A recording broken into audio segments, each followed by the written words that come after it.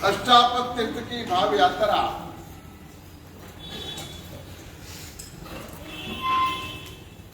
हम कर रहे हैं।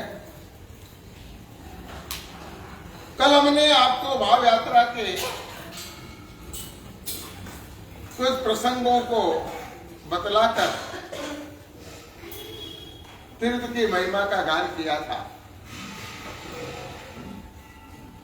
कहा था हमने कि शाश्वत होने की दृष्टि से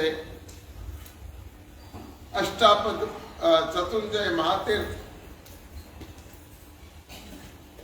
श्रेष्ठ माना जाता है, मगर इस अवसर्पणी काल के अनुसार अगर कोई तीर्थ सबसे ज्यादा महान हो तो वो अष्टापद गिरी है, क्योंकि अष्टापद गिरी की यात्रा करने वालों को उसी भाव में मोक्ष प्राप्त होता है। ऐसा चैलेंज हमारे शास्त्रों में और हमारे आगम सूत्रों में कई जगह पर किया गया। हम यात्रा करने के लिए गए, हमने ये देखा कि भगवान आदिनाथ के निर्वाण कल्याणक से यहाँ पर सीन सज्जा नामक प्रसाद की स्थापना की, मगर इससे पहले भगवान ऋषभदेव इस पर्वत पर सैकड़ों बार हजारों बार वहां पर पधारे। तीसरे आर्य के अंत में भगवान आदिनाथ का निर्माण हुआ और ये तीर्थ अस्तित्व में आया। उस जमाने में जैसे शत्रुंजय महातीर्थ पर ऋषभदेव परमात्मा पूर्व 99 बार जाकर समोस रहे थे, ठीक वैसे ही यहां पर भी आए दिन भगवान ऋषभ पधारते थे और उनका यहाँ पर समोषण होता था, उनकी दिव्य देशना होती थी और यहाँ पर हजारों लोग भगवान की उद्देशना से प्रभावित होकर के अपनी आत्मा का कल्याण करते थे। इस महातीर्थ पर अनेक नए नए इतिहासों का सर्जन हुआ है। कल बताया था हमने आपको कि भगवान महावीर का भविष्य इस तीर्थ पर खुला है। भगवान ऋषभ ने कहा था कि मरीचि नामक हे भरतेश्वर तेरा पुत्र अंतिम तीर्थंकर बने।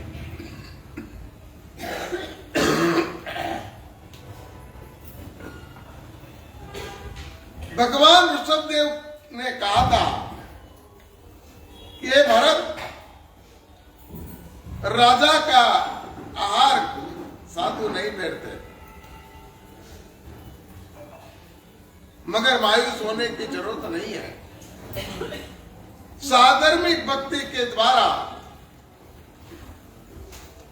तू उतना ही लाभ प्राप्त कर सकता। और भरत राजा ने अपने राज्य में अपने रसोड़े पर हजारों लाखों साधर्मिकों को असमय बहरान भोजन करवाना प्रारंभ किया था और साधर्मिक भक्ति का पहला प्रसंग वहां पर बना था। सुंदरी की दीक्षा का पहला प्रसंग भी इस अष्टापद गिरी पर बना, ऐसा हमने कल आपको बता दिया। अब आज एक दो नए प्रसंग में आपको बताना चाहता हूं। 60,000 साल तक भरत चक्रवर्ती ने 6 खंड पृथ्वी को जीती।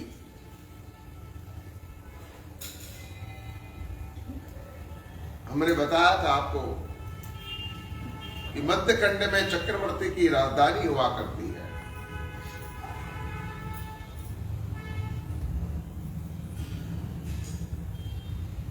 उस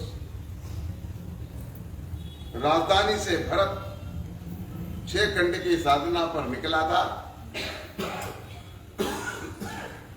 और 6 खंड पृथ्वी उन्होंने जीती थी। जब वो 60,000 साल के बाद अपनी विनीता नगरी में पधारे, तब यहां पर सेनापति ने आकर के कहा कि चक्र रत्न आयुशाला में प्रवेश नहीं कर रहा है। विचार विमर्श प्रारंभ हुआ कि सारी दुनिया को जीतने के बाद भी ये चक्र रत्न आयुशाला में क्यों नहीं आ रहा है। तो जानकार लोगों ने कहा कि महाराज, आपने संपूर्ण पृथ्वी को जीत ली, मगर घर को जीतना बाकी है। आपके 99 भाई स्वतंत्र हैं, वे अभी तक आपकी सेवा में उपस्थित नहीं हुए। जब तक वो आपकी आज्ञा का स्वीकार नहीं करते, तब तक ये चक्र रत्न आयुशाला में नहीं जाएगा। तो भरत राजा ने अपने छोटे 99 भाइयों को संदेश भेजे कि सारी दुनिया को जीत करके मैं चक्रवर्ती बन रहा हूं, तुम्हें भी मुझे नमन करने के लिए आना चाहिए और तुम्हें भी मेरी आज्ञा का स्वीकार करना चाहिए। उस वक्त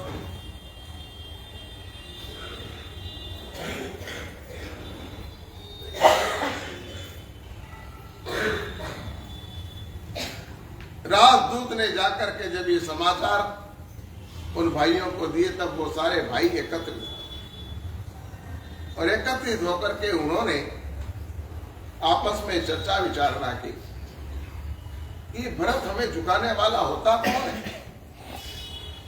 राज्य हमें पिताजी ने दिया, विनीता का राज्य उसे मिला, लेकिन वो राज्य से संतुष्ट नहीं है और हमारी स्वतंत्रता छीनने का प्रयास कर रहा है। क्या किया जाए? एक भाई ने सुझाव दिया, क्या करना है, हो जाए 2-2 हाथ।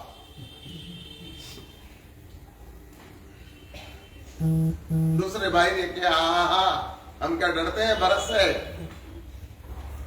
तीसरे ने कहा, वो अगर वृषभ देव का पुत्र है तो हम भी उसी के पुत्र हैं। चौथा बोला, हम गुलाम बनकर रहना नहीं चाहते, हम स्वतंत्र हैं, स्वतंत्र रहेंगे। फिर क्या किया जाए? तो कि भरत के साथ लड़ लिया जाए और एक बार फैसला हो जाए। पर एक समझदार भाई बोला कि हम डरते नहीं हैं, हम ऋषभ के पुत्र हैं, हम लड़ लेंगे। परंतु दुनिया क्या कहेगी? दुनिया कहेगी कि भगवान ऋषभ के पुत्र आपस में राज्य के लिए लड़ लड़ करके मर गए, पिताजी की बदनामी होगी। इतना ही नहीं,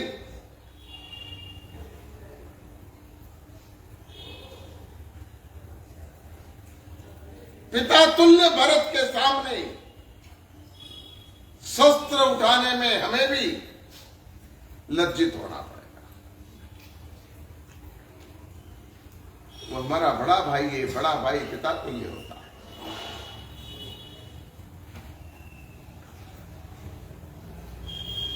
तो अब क्या किया जाए? सभी भाइयों ने एक मत होकर एक निर्णय लिया कि पिताजी के द्वारा इस पृथ्वी की संरचना हुई है, उसे यदि हम ही नष्ट कर देंगे तो ये हमारे लिए अच्छी बात नहीं होगी। ऐसा करते हैं, पिताजी के पास चलते हैं और उन्हीं से जाकर पूछते हैं कि क्या करें हम। भरत से लड़ लें या उसकी आज्ञा का स्वीकार कर लें। सबको ये प्रस्ताव बड़ा पसंद आ गया और सभी लोग पहुंच गए परमात्मा ऋषभ देव के पास। वो स्थान कौन सा था?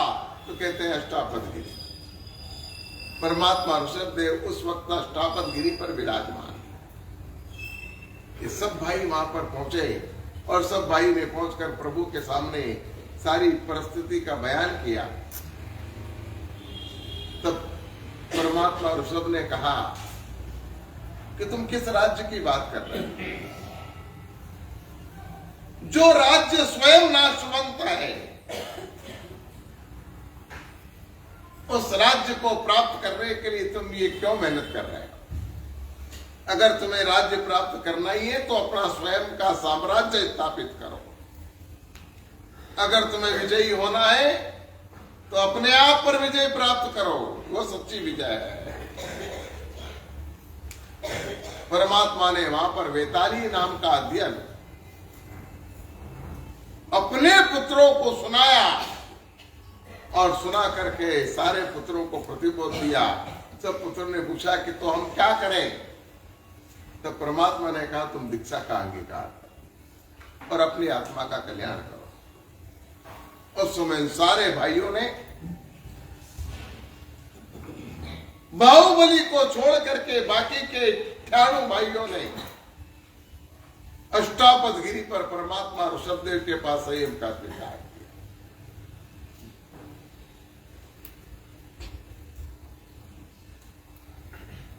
और इस तरह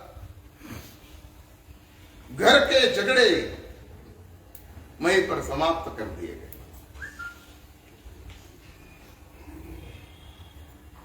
आज हमारे यहां पर भी अनेक प्रकार के विवाद घरों में हो रहे हैं। अगर हम बैठ करके विवादों का अंत कर लें तो इससे अच्छा और क्या हो सकता है? ये हमारे तीर्थों का इतिहास है। इतिहास केवल सुनने की चीज नहीं है, वो अपने जीवन में बनाने की चीज है। इतिहास बनाइए, इतिहास का सर्जन कीजिए।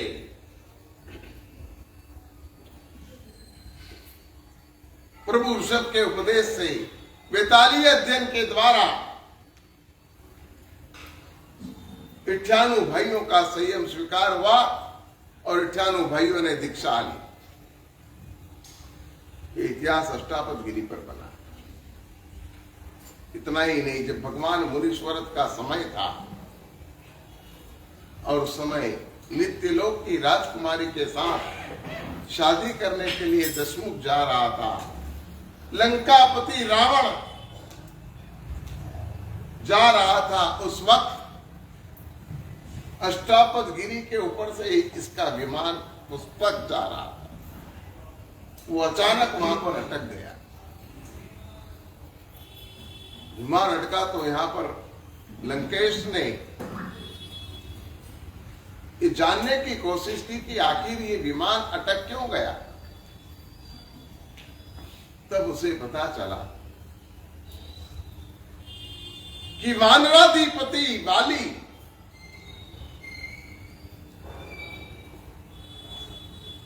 दीक्षा लेकर इस पर्वत पर साधना कर रहे हैं और उनके प्रभाव से ये मेरा विमान अटक गया। उस समय लंकापति को बहुत गुस्सा आया। एक तो पहले भी माया कपट करके इस बाली ने मेरी घोर कदर्थना की थी और अभी भी ये मेरा पीछा नहीं छोड़ रहा है।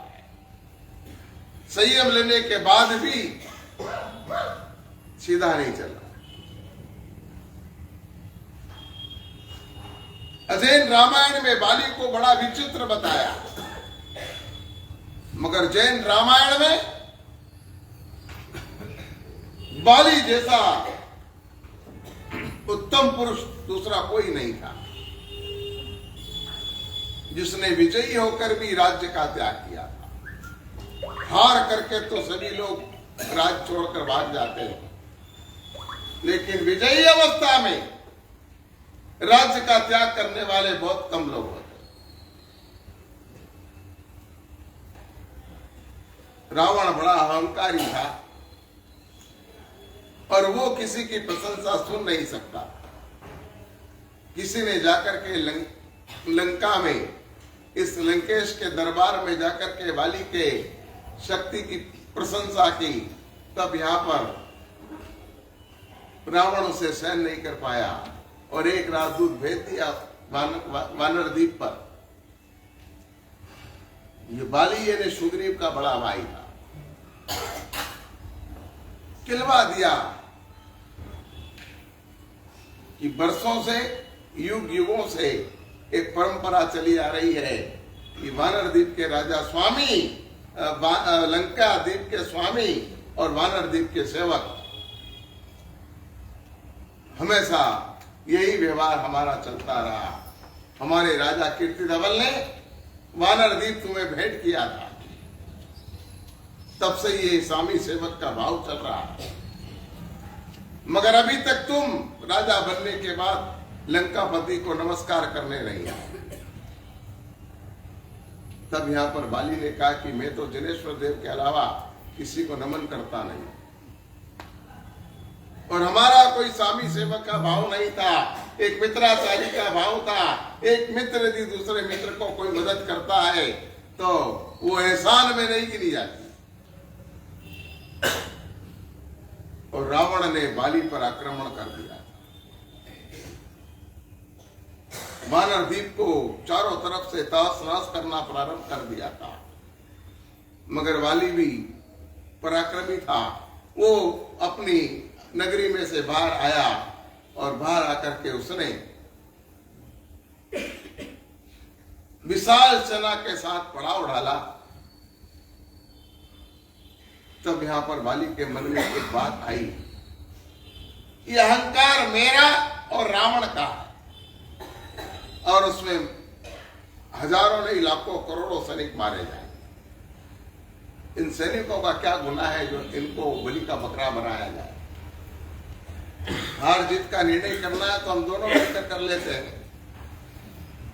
और उसने रावण को संदेशा भेज दिया कि अगर आपको हार जीत का निर्णय करना है तो सैन्य का युद्ध नहीं, हमारा अपना दोनों का युद्ध हो जाए।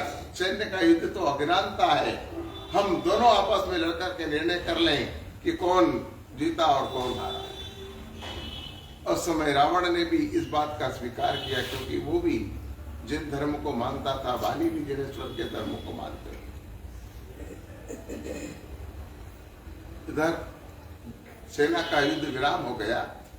दोनों तरफ से बाली और रावण अपनी अपनी सेना के अग्रिम पंक्ति में खड़े हो गए। युद्ध का प्रारंभ हुआ।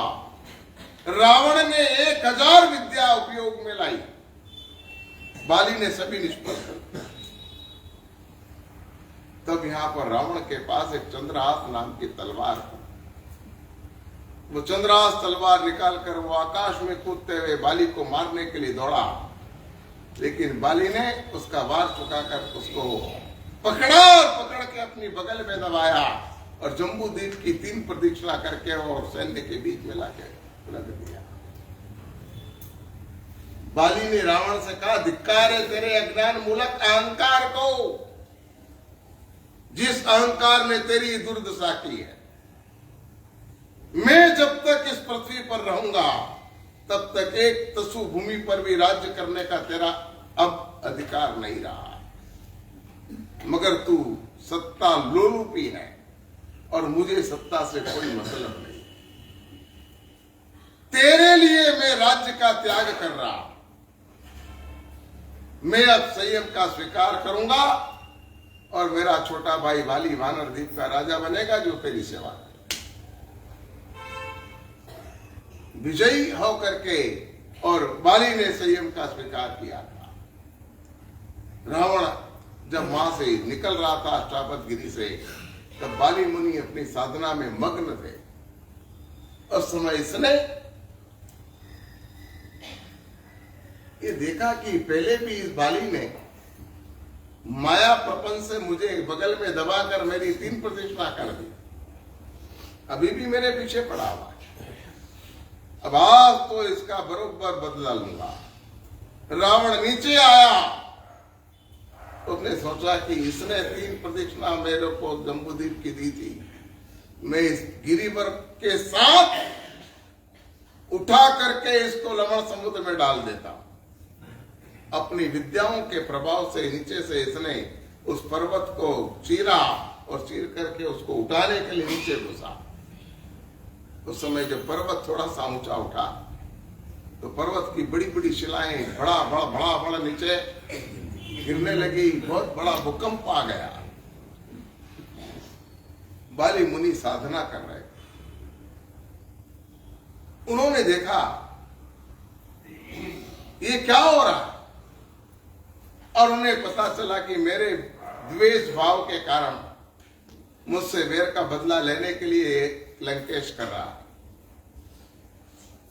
ये महान तीर्थ है, प्रभु ऋषभ के निर्माण कल्याणक की ये भूमि है, और भरतेश्वर ने यहाँ पर भव्यतम मंदिर बनाए हैं, ये सारे नष्ट हो जाए। उस समय बाली मुनि ने इस तीर्थ की रक्षा करने के लिए अपने पैर को पर्वत पर दबाया। बड़े शक्तिशाली थे बाली। पर्वत जितना ऊंचा उठा था उतना नीचे बैठने लगा। उस समय रावण नीचे दब गया और जोर से चिल्लाया। गुजराती भाषा में कहते हैं कि राड़ पाड़ी गयो। उस समय से इस लंकापति का नाम रावण पड़ा। राण से रावण नाम पड़ गया।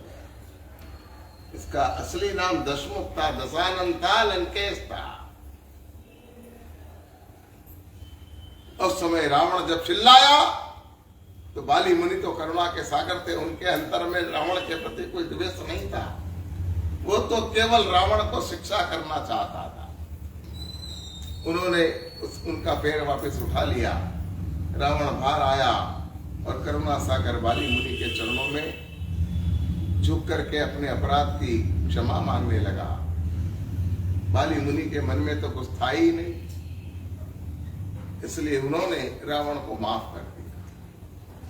और थोड़े ही वक्त के बाद बाली मुनि को इस श्रेष्ठापद गिरी पर केवल ज्ञान की प्राप्ति हुई और बाली मुनि वहां से मोक्ष में चले गए।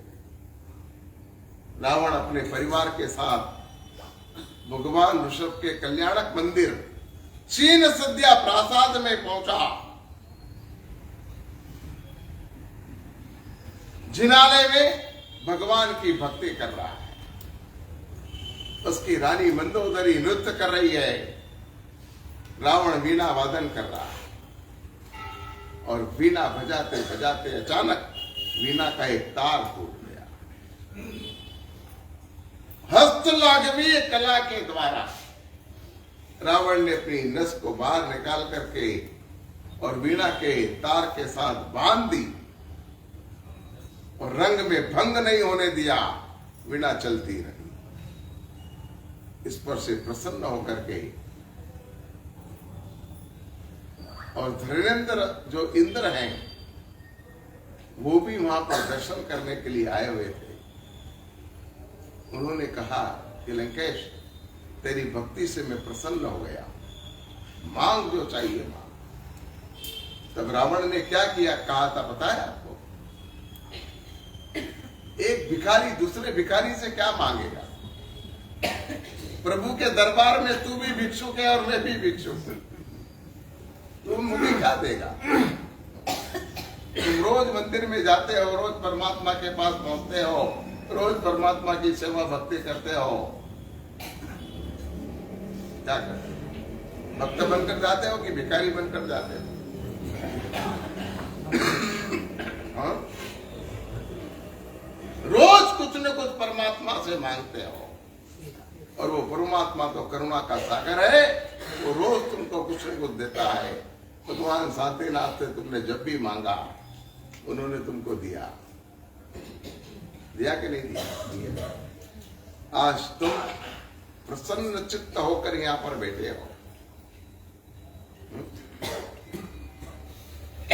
वो किसका प्रभाव? संपूर्ण हुबली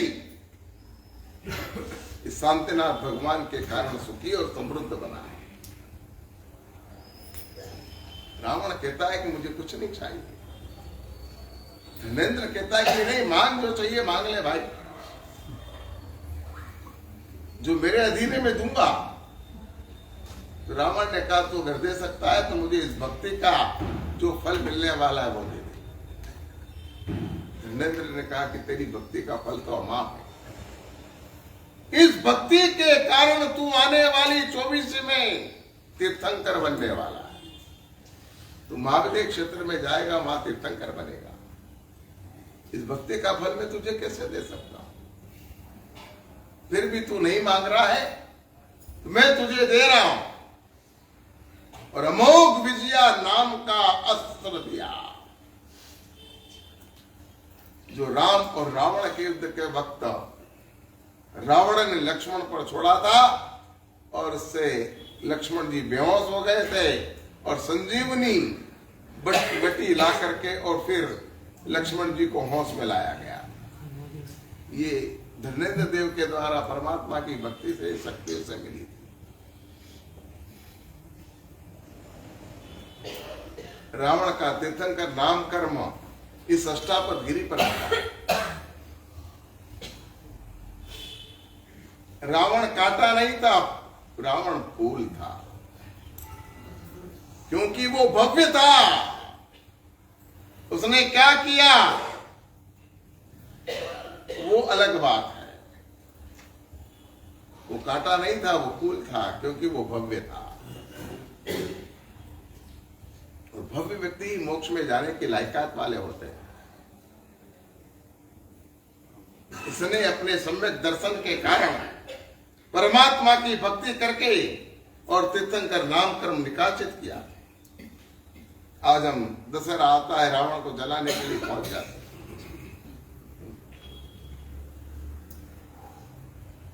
रावण किस बात का सूचक है? क्यों जलाते हैं रावण? क्यों जलाते?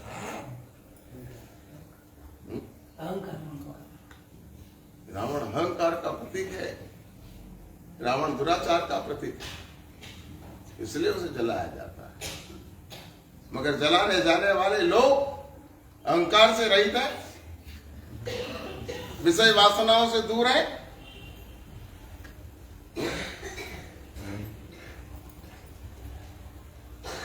पहले एक रावण था, एक सीता थी, आज घर घर में रावण है। हाँ? तुम्हारा अहंकार तुम्हारे सिर पर चढ़कर बोलता है। रावण तो तुमसे कई गुना अच्छा था। उसने प्रतिज्ञा ले रखी थी कि मुझे नहीं चाहने वाली स्त्री को मैं स्पर्श नहीं करूंगा। बोलो तुमको किसको किसको प्रतिज्ञा है ऐसी? है किसी को प्रतिज्ञा? किस बात के लिए हम रावण को जलाते हैं? ऐसी प्रतिज्ञा लेने वाला व्यक्ति कितना महान हो सकता है? सीता के सिर की सुरक्षा अगर हुई हो तो इस नियम के कारण, वरना या तो सीता को आत्महत्या करना पड़ती या रावण ने सीता का सील भंग कर दिया होता। दो में से एक हो सकता। पर ये प्रतिज्ञा थी कि मुझे नहीं चाहने वाली स्त्री को मैं कभी स्पर्श नहीं करूंगा। और इस प्रतिज्ञा ने ही रावण को उच्च क्वालिटी का दर्जा दिया था। ये अष्टापद गिरी पर तीर्थंकर नाम कर्म निकाचित करने वाला भव्य जीव था। ऐसे अनेक प्रसंग इस अष्टापद गिरी पर बने हैं। कितने प्रसंग सुनाए आपको? हमें अब यात्रा करना है। अभी तो इतिहास के आईनों में हम घूमते रहे, इतिहास के गलियों में हम चक्कर लगाते रहे, लेकिन अब हमें यात्रा करना है। समय हमारे पास कम है। चलिए तैयारी करें हम। भरत राजा ने भगवान ऋषभ के निर्वाण कल्याणक पर जो तीर्थ बनाया था, जिसका नाम सिंह सद्या प्रासाद था। सिंह के बैठने की अदा और आकृति वाला जो जिनालय था, उसका नाम था सिंह सद्या प्रासाद। वो सिंह सद्या प्रासाद बड़ा भव्यतम जिनालय। भरत राजा ने अपने वार्धिक्य रत्न को आदेश दिया। कौन है यह वार्धिक्य रत्न? यह आर्टिकेड इंजीनियर है। ये तुरंत में नक्शे और प्लान तैयार करता है। और बड़ी बड़ी बिल्डिंगें बना देता है। चक्रवर्ती के पास 9 निधान और 14 रत्न हुआ करते। उनके कारण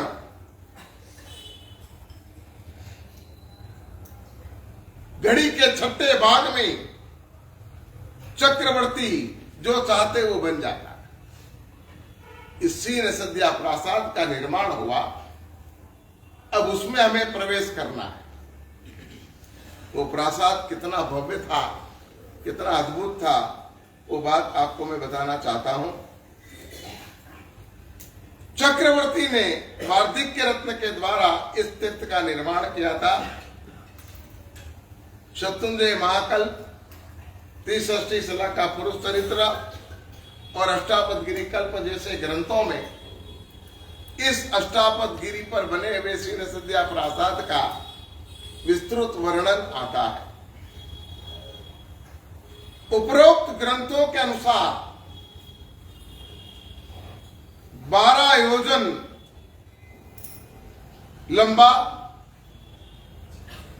9 योजन ऊंचा और 6 योजन चौड़ा ये सीन सद्या नामक प्रासाद था। ये प्रासाद चौमुख जी के आकार में बना हुआ है। इसमें चारों तरफ परमात्मा की प्रतिमा भरत राजा ने विराजमान की थी, क्योंकि भगवान ऋषभ ने मरीचिका यानी कि भगवान महावीर का जब इतिहास खोला था तब यहाँ पर 24 तीर्थंकरों के चरित्र का वर्णन भी किया। तो भरत राजा के मन में एक भाव आया कि 24 तीर्थंकरों की प्रतिमा में यहाँ पर विराजमान करूं। तो उसने 24 भगवान यहाँ पर विराजमान किए थे। और आप बोलते भी हो 4 8 10 2 वंदिया जनवरा, कौन से सूत्र में बोलते हो? कौन से सिद्धाणम बुद्धाणम सूत्र के माध्यम से हम इस तीर्थ में रह हुए 24 तीर्थंकरों की वंदना भी करते हैं। तो ये चौमुख जी प्रासाद यहाँ पर भरत राजा ने बनाया था। ये प्रासाद उसने वैडुल्य रत्न का बनाया था।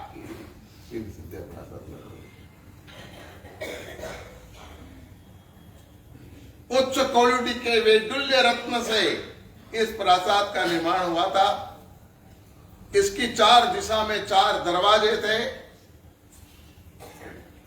चारों दरवाजे स्फटिक रत्न के बनाए थे। एकदम अद्भुत उन पर कारीगरी की गई थी। प्रत्येक दरवाजों पर लाल चंदन के 16 कलश प्रतिष्ठित किए थे। प्रत्येक द्वार पर अष्टमंगल की 16 आकृतियां यहाँ पर वार्धिक्य रत्न के द्वारा भरत राजा ने बनवाई थी। ऐसे रमणीय, कांत, मनोहर, आकर्षक, अद्वितीय प्रासाद में आज हमें अभी प्रवेश करना है। हम चरम चक्षु के द्वारा इस तीर्थ को देख नहीं सकते। और कभी मान लो वहां पहुंच भी जाएं तो हम देख ही नहीं पाएंगे। ऊंचाई कितनी है? 9 योजन। 1 योजन की 12 किलोमीटर। तो कितने हुए?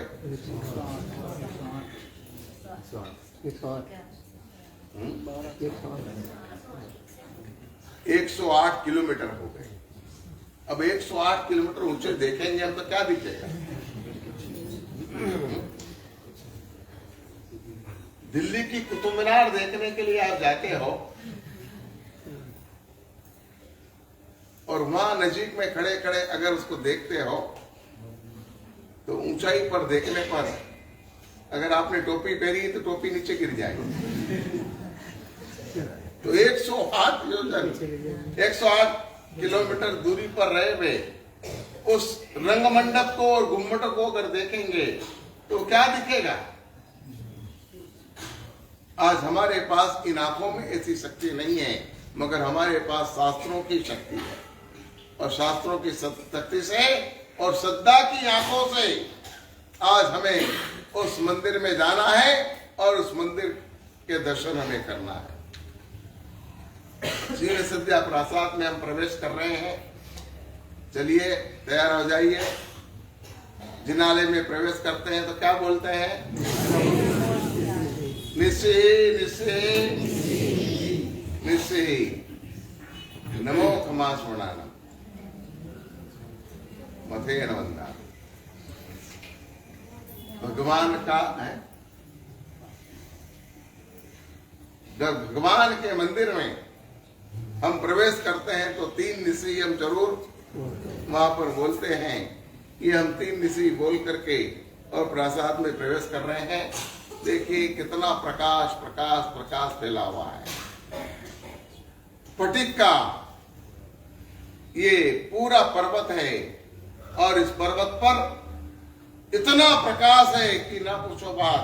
देख करके हमें लगता है कि ऐसा अद्भुत लालित्य, ऐसा सौंदर्य और ऐसी सुंदरता हमने दूसरी कहीं भी नहीं देखी है।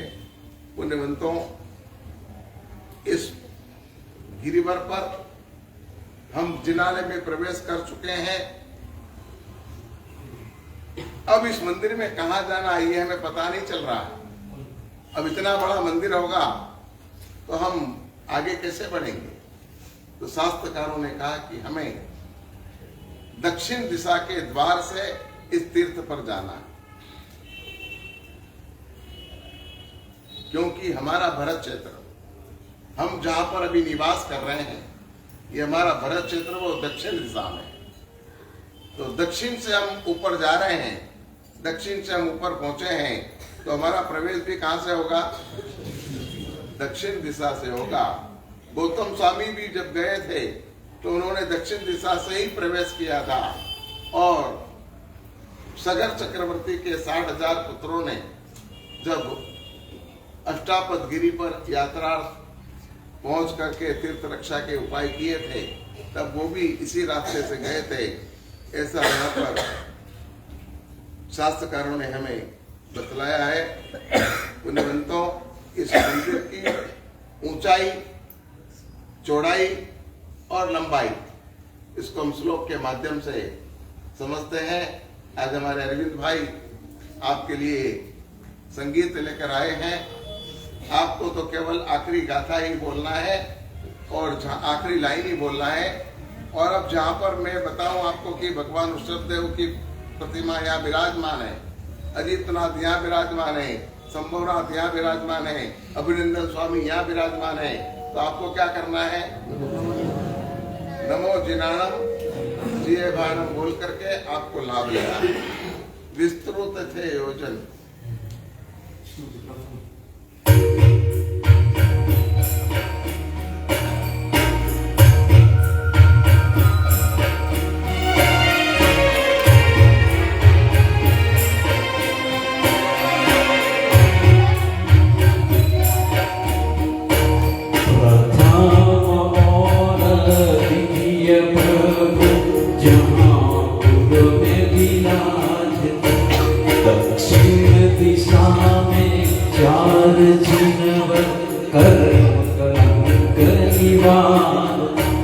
पश्चिम दिशा में 8 जिनपति, जिस गिरी पर शोभ शोभ बोलना ऐसे अष्टापद गिरी को कोटि कोटि वंदना। ऐसे अष्टापद गिरी को कोटि कोटि वंदना।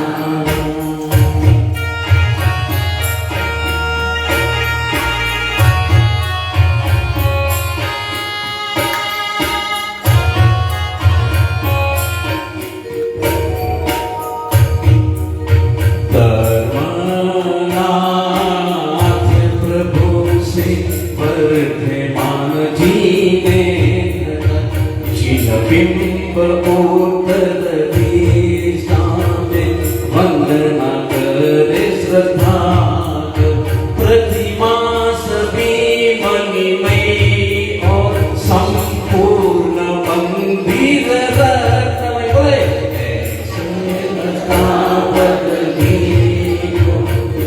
कोटि कोटि नमन करे। ऐसे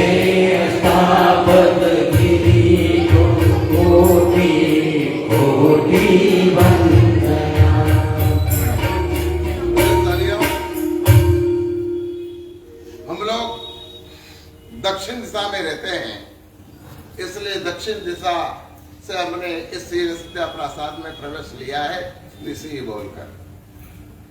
मगर मूल नायक भगवान तो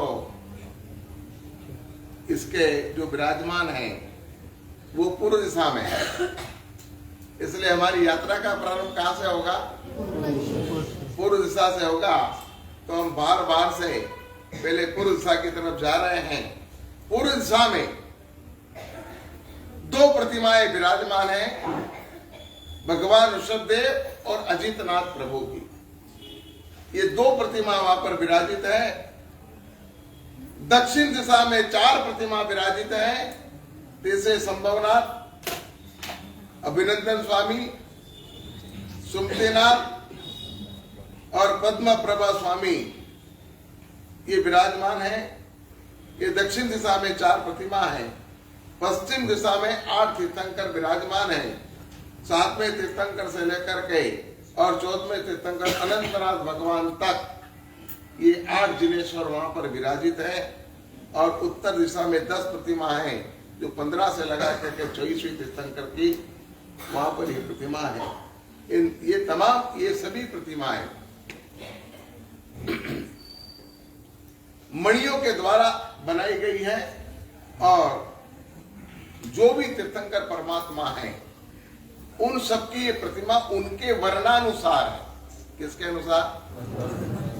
उनकी देह का जो वर्णन भगवान ऋषभ ने किया था उसी वर्ण की ये प्रतिमा बनाई है। और इसके साथ साथ उनकी जितनी ऊंचाई थी देह की, उतनी देहमान प्रमाण ये प्रतिमाएं निर्मित की गई थी। मगर आश्चर्य की बात तो यह थी कि उन सभी प्रतिमा की नासिका एक ही लाइन में, 500 धनुष की काया वाले ऋषभदेव परमात्मा की प्रतिमा और 7 हाथ के महावीर स्वामी भगवान की, मतलब ऋषभदेव परमात्मा की प्रतिमा 2000 हाथ की थी और महावीर स्वामी की प्रतिमा उनको विराजमान की थी, पर नासिका उन सबकी एक लाइन में थी। मतलब कि दर्शन करने वाले को भगवान सबके एक समान एक साथ मुखारविंद नजर आए, ऐसी वहां पर प्रतिमा विराजमान की थी। ये ऐसा इसलिए किया गया था कि दर्शन करने वाले दर्शनार्थियों को भगवान के चेहरे स्पष्ट दिखाई दे। इसके लिए उन्होंने एक आयोजन किया था कि ऋषभदेव परमात्मा की गादी सबसे नीचे, अजितनाथ की थोड़ी ऊपर और महावीर स्वामी की गादी एकदम ऊपर। तब यहाँ पर गादी में फर्क करने के कारण सब प्रतिमाओं की नासिका एक समान एक जगह पर इस प्रकार से आ गई। तो यहाँ पर पुण्यवंतों, चलिए, चंद्रप्रभु स्वामी और सूर्यनाथ भगवान का जो देह था वो सफेद रंग का था। तो यहाँ पर उनकी प्रतिमा स्फटिक रत्न के द्वारा भरतेश्वर ने बनाई थी। पद्म प्रभु और वासुदेव स्वामी का देह लाल रंग के गुलाबी पाषाण में से बनाया था, क्योंकि भगवान का वर्ण लाल था। उनकी प्रतिमा पद्मकांत मणि से बनाई गई थी। बलिनाथ और पार्श्वनाथ प्रभु का देह नीला था, तो उनकी प्रतिमाएं नील वर्ण में से, नीलमणि में से बनाई गई थी। मुनीश्वरत और नेमिनाथ परमात्मा की प्रतिमा श्याम थी, क्योंकि उनका वर्ण श्याम था। तो उनकी प्रतिमाएं रिष्ट रत्न में से बनाई गई थी और बाकी के 16 जिनवर वो स्वर्ण वर्ण के थे, इसलिए उनकी प्रतिमाएं पीत वर्ण के कांतिमान मणियों के द्वारा यहाँ पर निर्मित की गई थी। अब यहाँ पर इन सब प्रतिमाओं के दर्शन करने के लिए हम लोग आगे बढ़ रहे हैं। पहला अने बीजा प्रभु जा विराजता।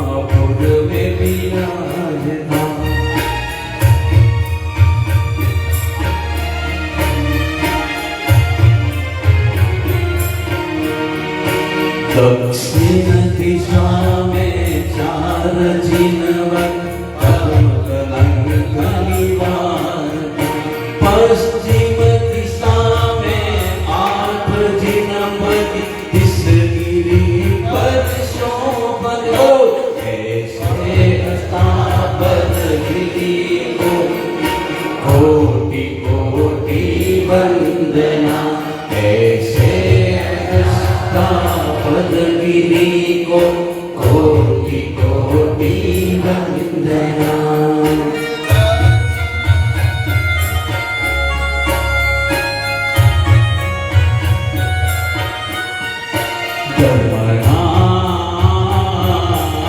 प्रभु से वर्तमान जिनेन्द्र जिन बिंब उत्तर दिशा में वंदना करे प्रतिमा सभी मणिमयी और संपूर्ण मंदिर रत्नमय करो ऐसे स्थापन गिरि को कोटि कोटि वंदना ऐसे स्थापन गिरि को कोटि कोटि वंदना। भगवान ऋषभदेव और अजितनाथ भगवान पूर्व दिशा में विराजमान है। उनकी काया 500 धनुष है और वो अलौकिक और अद्भुत प्रतिमा परिकर से युक्त है। उन प्रतिमाओं को हम यहाँ पर भावपूर्वक नमो दीनानां भयानम नमो दीनानां दिय भयानम नमो दीनानां दिय भयानम नमो दीनानां दिय भयानम नमो दीनानां दिय भयानम नमो दीनानां दिय भयानम नमो दीनानां दिय भयानम नमो दीनानां दिय दक्षिण दिशा सम्मुख 4 भगवान विराजमान हैं। तीसरे संभवना से लेकर के छठे पद्म प्रभु स्वामी तक उन सभी जिन प्रतिमाओं को हम यहाँ पर बैठे बैठे भावपूर्वक नमस्कार करते हैं, प्रणाम करते हैं। नमो दीनानां दिय भयानम नमो दीनानां दिय भयानम नमो दीनानां दिय भयानम नमो दीनानां दिय पश्चिम दिशा में 8 प्रतिमा विराजित हैं। 7वें तीर्थंकर सुभाषनाथ भगवान से लेकर 14वें तीर्थंकर अनंतनाथ प्रभु तक के सभी परमात्मा की हम पश्चिम दिशा में जाकर के और वंदना करते हैं। नमो दीनानां दिय भयानम नमो दीनानां दिय भयानम नमो दीनानां दिय भयानम नमो दीनानां दिय उत्तर दिशा 10 जिनेश्वर भगवान की प्रतिमाएं विराजित हैं। धर्मनाथ प्रभु से लेकर वर्धमान स्वामी तक की सारी प्रतिमाएं वहां पर रही हुई है। इसलिए हम उन सभी प्रतिमाओं को एक साथ नमो दीनानां दिय भयानम नमो दीनानां दिय भयानम नमो दीनानां दिय भयानम नमो दीनानां दिय अभी फिर हमें यहाँ से दक्षिण दिशा की ओर जाना है और दक्षिण दिशा के द्वार से ही हमें वापस बाहर निकल के और हमारे भरत क्षेत्र में हमको आना है। मुनिवंतों, भरत राजा ने ये सीन सद्या प्रासाद बनवाया। विद्याचारण मुनि के द्वारा इसकी भव्यतम प्रतिष्ठा करवाई और प्रतिष्ठा करवाने के बाद कृतकृत्य बने हुए भरत राजा ने आदिनाथ भगवान के निर्वाण कल्याणक पर अष्टापद तीर्थ की उन्होंने स्थापना की। तीर्थ की स्थापना के बाद वो जब जिनालय की प्रतिष्ठा करके बाहर आए, तब उनको इस बात के लिए चिंता होने लगी कि आने वाला समय कलिकाल का होगा और विषम काल आएगा।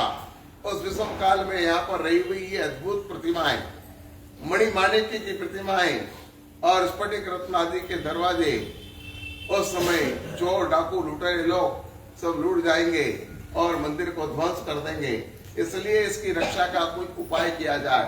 तो उन्होंने अपने वार्धकी रत्न के द्वारा इस पर्वत को अवरोध रूप जो शिखर थे उन सभी को छिलवा दिए और छिलवा कर इसका आकार उन्होंने गोल बना दिया। इतना ही नहीं, इस गिरी पर लूट के इरादे से कोई ऊपर आ ना जाए, इसलिए उन्होंने इस गिरी के 8 भाग कर दिए। जो 8 सीढ़ी, एक एक योजन की 8 सीढ़ी बनाई, और इसी के कारण इस तीर्थ का नाम अष्टापद गिरी रहा। अब यहाँ पर इसके बाद भी भरत राजा को संतोष नहीं हुआ। मान लो ये 8 सीढ़ियां चढ़कर भी कोई ऊपर आ जाए और इस तीर्थ को नुकसान पहुंचा दे, तो ऐसा ये तीर्थ नष्ट हो सकता है। तो उन्होंने क्या किया, चारों दिशा के 4 दरवाजे पर यांत्रिक पुरुष बिठा दिए, लोहे के यांत्रिक पुरुष बना के बिठा दिए। कोई लूट के इरादे से ऊपर जाए तो उनको इस जिनालय में प्रवेश करने को नहीं मिले, ऐसी व्यवस्था भी भरत राजा ने यहाँ पर करवाई। आज आप लोग कहते हैं कि यंत्रवाद बहुत विकसित हुआ है और वैज्ञानिकों ने कमाल कर रखी है। बुद्धिमंतों, आज रोबोट की जो शोध हुई है वो इसके ऊपर से हुई। रोबोट क्या है? यंत्र से चलने वाली चीज है। मां भरत राजा ने आज से करोड़ों साल पहले ये रोबोट वहां पर बिठाए हैं, जो आज तक वहां पर बैठे हुए हैं। पुण्यवंतों, ये गिरिराज,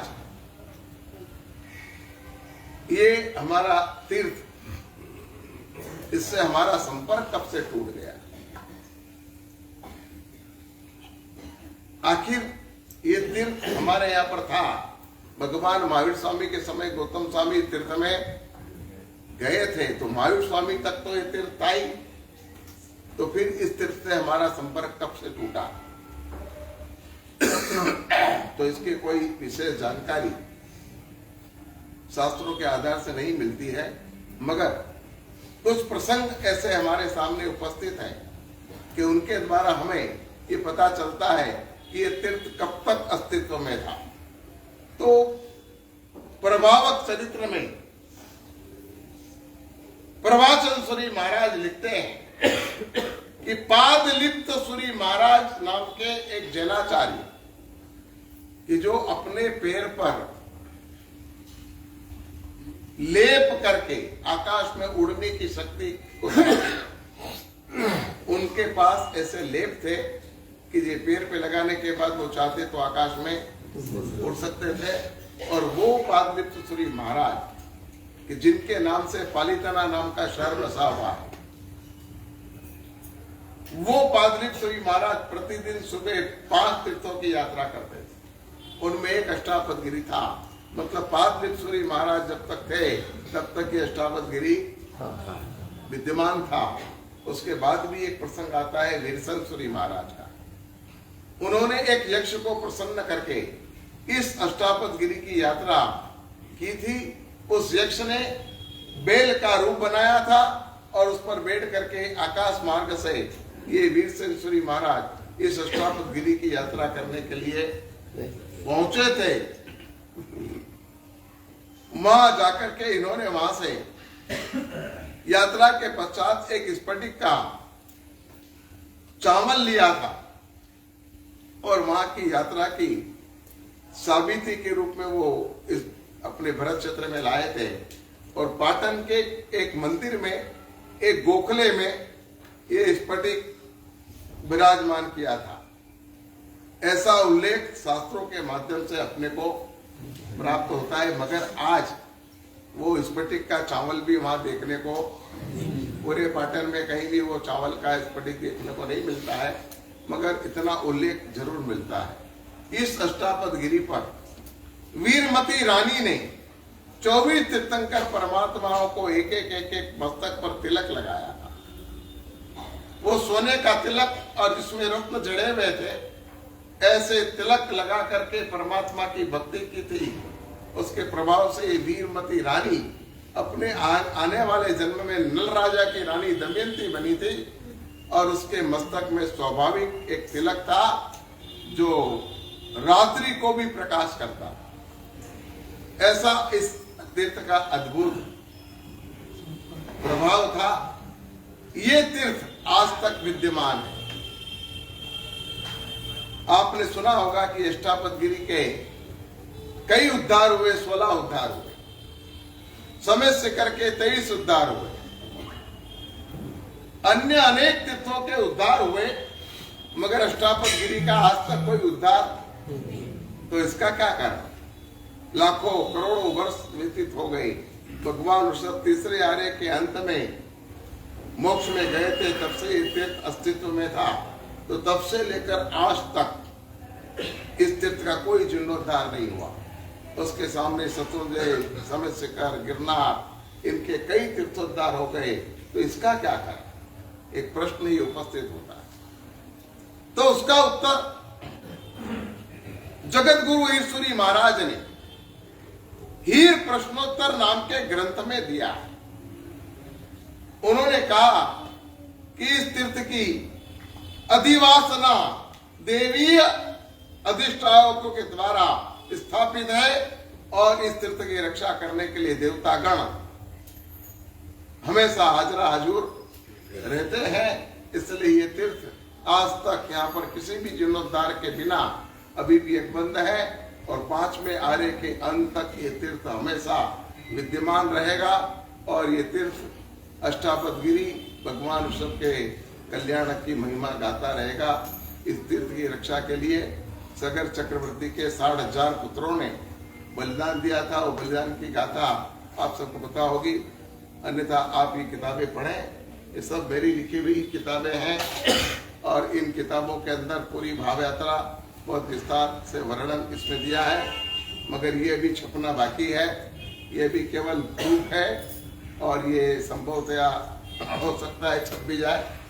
जब छपेगी जब आप लोगों के तक पहुंचाएंगे, ताकि आप भी इस तीर्थ का व्यवस्थित रूप से अभ्यास कर सकें। कल बुधवार है। शायद ये तीर्थ जो हुआ तीसरे आर्य में, तो बाकी तीर्थंकर भगवान के तो बाद में हुए ना, तो उनकी प्रतिमा पहले से